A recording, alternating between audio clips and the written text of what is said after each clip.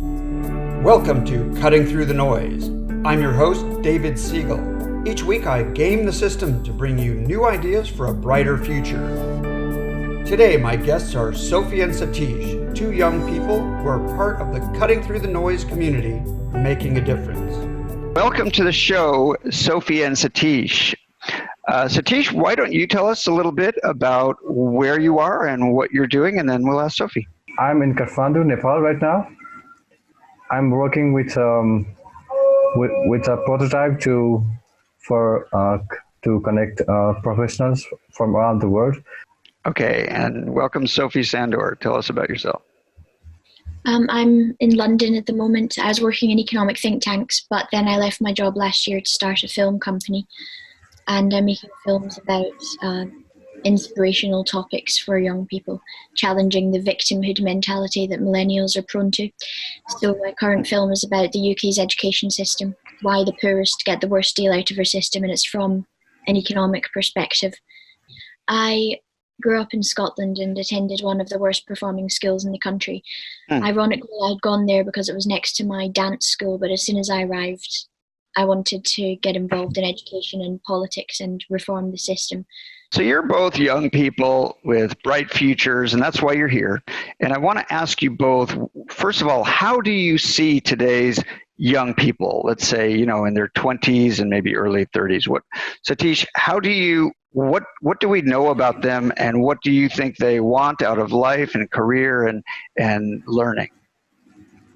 I think in my region, at least, young people are mostly influenced from their peers. Like what do their peers do? I see they are not really engaged as they should be.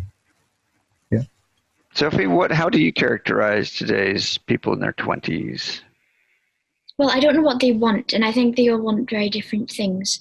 Mm-hmm. But I do see them as having a lot of opportunity to change careers many more times, to have more flexible jobs. Mm-hmm. Even if they don't realize it, many young people are realizing it. And so that's starting to catch on, starting a business through your iPhone, be it fashion through Depop, which is an app like Instagram. And I made a documentary about a fashion entrepreneur who had done that. Oh, yeah. Right. Mm-hmm. I just see them as having much more time, money. They're better off, even if they don't realize it, because they can't directly compare themselves to previous generations. I see it as very optimistic, and there's room to do whatever you want and start your own business. But I suppose they are possibly less motivated because things are easier now. Do they feel more entitled, do you think? Possibly. I don't know. I know I'm only around very driven young people in London, in the circles I mix in. So I feel like everyone's very ambitious and motivated, and I'm very impressed constantly by young people. Maybe I wonder if that split is getting bigger, if that gap is getting bigger over time. I'm not sure. Yes, possibly. Possibly they're all in London, if you take the UK. Where do you think change will come from? I think it'll come from the entrepreneurs, as it always has done. But yeah, I agree, people can be more complacent because we've got a lot more things handed to us. And if life is easier, it's hard to be hungry to find solutions to solve the problems. And strangely, lots of young people have become captivated by things that don't really matter. I mean, on the spectrum of concerns of a country, on one end is living in a war zone, and the other end is having people on the news complaining that James Bond should be a woman. That's where we're at here. Right. Now, Satish, you're in Asia. You're sort of on the edge of the massive growth in Asia. How do you, and people are, now my view of people in Asia is that they're quite ambitious. Young people are really ambitious, just like I told before. They would love to go abroad and pursue further education, higher education. From my country, especially, they go to Australia, US, and some European countries like Germany. Even I went there and came back. So they are really ambitious on one hand, and on the other hand, they are also, I think, some kind of misguided by the peer. most of them complain in social networks like Facebook and even Twitter. Their life is shit outside and something like that. They weren't expecting their life to be some kind of what I feel is in my country at least, youngsters are really living in guardianship of their parents, and not like in the West where youngsters go out of their home like 18 when they turn 18 or even 15. So if we came to London, maybe alone, I don't know. So it's a different kind of culture I see. How do we restructure education to get people to become doers and changers? Because that's what I want to do. So I'm interested. Mm-hmm. Sophie, what's your take on that? The education system in the UK is being completely stifled by the state. It's run more for the producer than the consumer. So the first thing to do, and this also is what my documentary makes the case for, so the solution is to marketize it, enable more choice and competition, and then entrepreneurs will begin to create all sorts of skills, and if they do better than other skills, they will succeed and multiply, and ones that are not doing so well will die out, and especially lots of the other bad skills that exist at the moment, and there are a lot which the poor tend to be trapped in because of. What about the case against education in general? There's a book called The Case Against Education. What Yes, I've read that actually. Universities are still the gateway, to the job market. That's 4 years of your life, and in many cases, a lot of debt. Yeah, no, exactly. I 100% agree with Professor Brian Kaplan's signaling theory. It's just a race to get more and more educated, but we can do this. We're doing the same jobs, but with more requirements. But that bubble, I'm optimistic about that. That bubble is starting to burst anyway.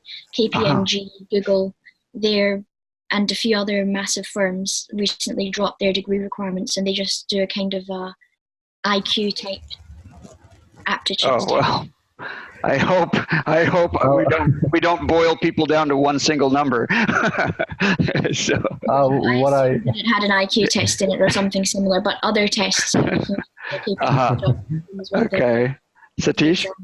Yeah. From I'd like to go through the evidence because when I go to LinkedIn jobs, especially with this Google, with these big firms, Google's, Facebook, they all have this PhD criteria. Even Tesla, all the big names, you name it, you go there, you see, they all have this a big list of requirements. It's gonna. Well, we'll see. Obviously, for the high income science, the high level science. A PhD might even be an appropriate signal. I can imagine lots of people doing the same amount of work without the PhD. But as a filtering mechanism, a PhD in hard science could still provide a reasonable signal. Depends. Mm-hmm. My premise is that knowledge is overrated, that knowledge is not what's important anymore. What's important is critical thinking skills and learning how to learn what you need when you need it.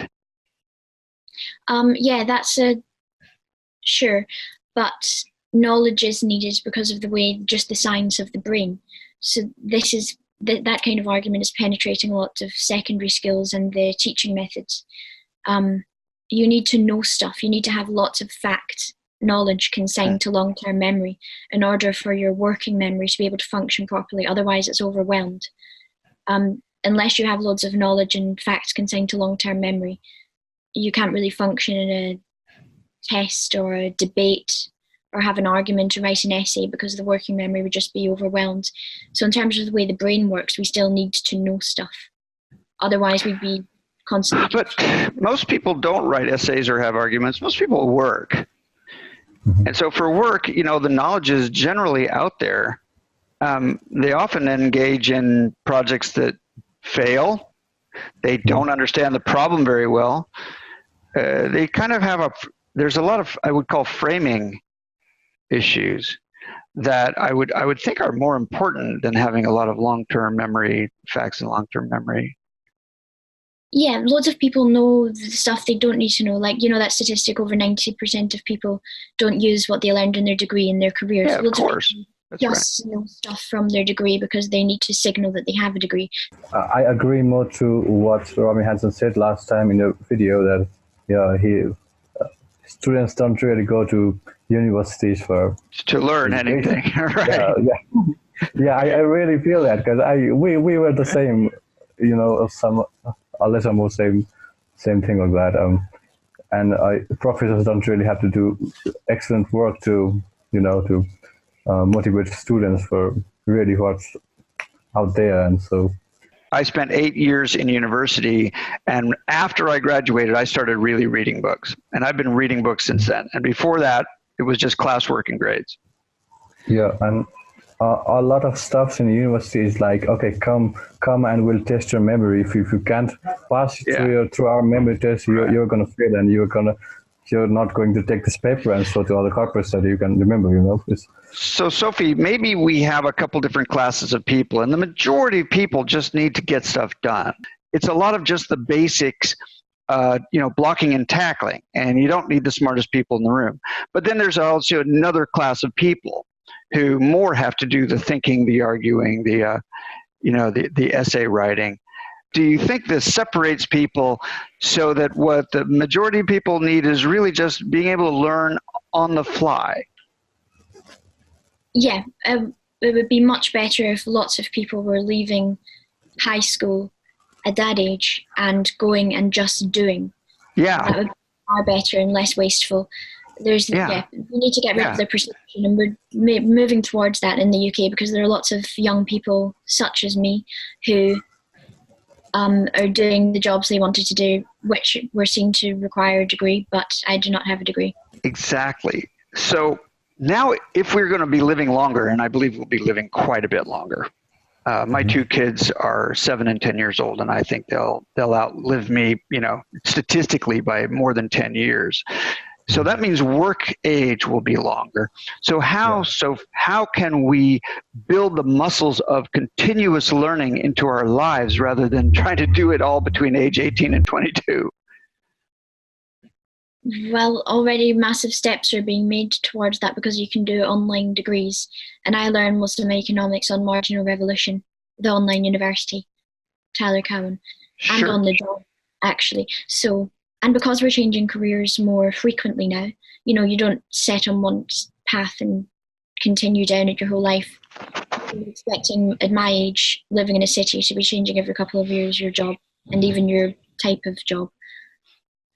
So does it make sense to formalize learn as you go? Or because I think that a lot of people are not as ambitious. And I left a comment on a Tyler Cowen economic video today, in fact, on something I thought he made a mistake on. But so you and I are doing it at 2 a.m, no problem. But is there a way we can create an offering, as you say, it has to be market driven, that might be more appealing to people to dip in and out of skill and knowledge increasing as they go through their careers? Well, if it's to be market driven, then that's for the businesses to decide, and that's a good idea. Yeah, businesses could say you have to do this online course in your own time before you apply for this job or before you begin. I think the problem there is this online course. I think that's what I'm interested in fixing, is what is that accelerated learning that you can do, that if you are writing a business plan and you need to know how to make pro forma financial projections for an income statement and you don't know what that is, you could go to a bunch of YouTube videos, but we also know that just watching passively is not the most effective way to spend your learning time, right? Yeah. I wonder what's that delivery mechanism and the innovative way we can reinvent what it takes to learn what you need to learn in a small amount of time so you can get on with it and just do it, keep doing it. I think a theory-based education and a practice should be close in time, not like you study something in first year of your undergraduate or master's, and then you apply it in the second year. So we just forget things. It should be more coherent. Yeah. Now let's switch to institutional change, my second of 3 topics. How, and not just educational, but how can young people who are motivated and they have some critical thinking skills and they've developed some ambition to making change, how can they actually change things? They start doing what they want to do. in the industry that they want to do it, whether they start a business or they start writing or they move location, they start making the contacts. With the internet, you can do anything and you just have to start. Many people have created these mental hurdles that they don't have the experience or the contacts or the money, or they're not in the right location, or they haven't done the right exams. That should be abandoned now. You can do whatever you want starting from scratch, and you should forget about what you think you need to signal. Just do it. But institutional change requires more coordination and more effort. And the one thing I'd like to do is develop the community that where those people who are aligned can find each other and start to move big institutions. Or does that already exist? Or how do you guys see that? Just to some extent already. I've met loads of people on Instagram, which wasn't supposed to be for business, but yeah, there's certainly room for far better communities online to be created.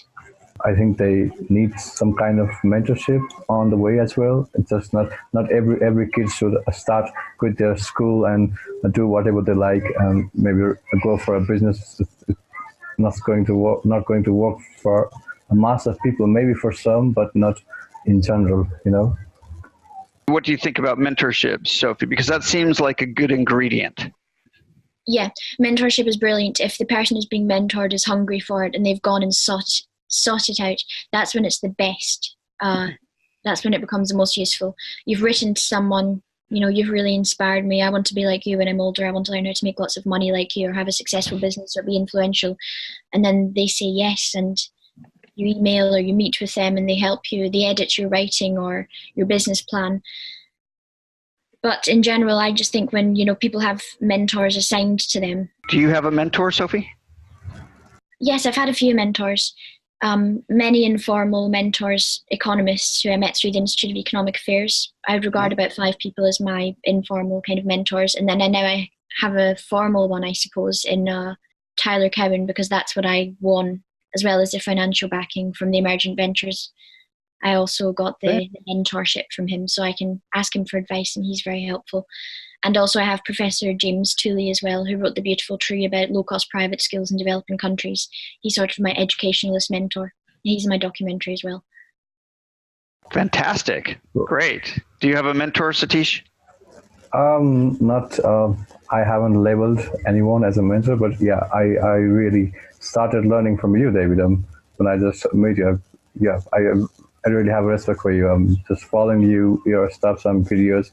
I would like to say, you are my mentor. Well, that's very, very kind of you. Well, I hope this is the beginning of something. Really, I'm really happy to be in touch with both of you. And Sophie, I hope we can stay, connected a bit and check in and see what we can do together, because I'm going to try as hard as I can to build a kind of a platform for young people to be able to come in and make these changes.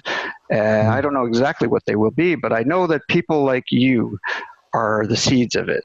Yes, I very much appreciate being in touch with you. Thank you so much. Great. I mean, if there's, I am interested in mentoring people, and I've put a little bit on mentorship on the website, cuttingthroughthenoise.net. And what I say is, don't fill out any applications. Don't wait around. Just grab me and say, hey, you're my mentor. I need you to answer this question. I need you half an hour of your time. Let's get going. I will respond to that. I'm not interested in cherry picking or being biased. So I invite anyone who's looking for a mentor to come to our Telegram group, and maybe through that other mentors will come and more people will be able to find mentors. And I believe in guerrilla mentorship. If you want one, get one. Cool. Okay. All right. Thank you both very much. Thank you so much, David. It was lovely to meet you, Satish. Yeah, you too, Sophie. If you'd like to see more videos like this, please subscribe to our channel. Come to our website for a daily dose of reality. Become a member of our online community and join us here each week for another insightful interview from Cutting Through the Noise.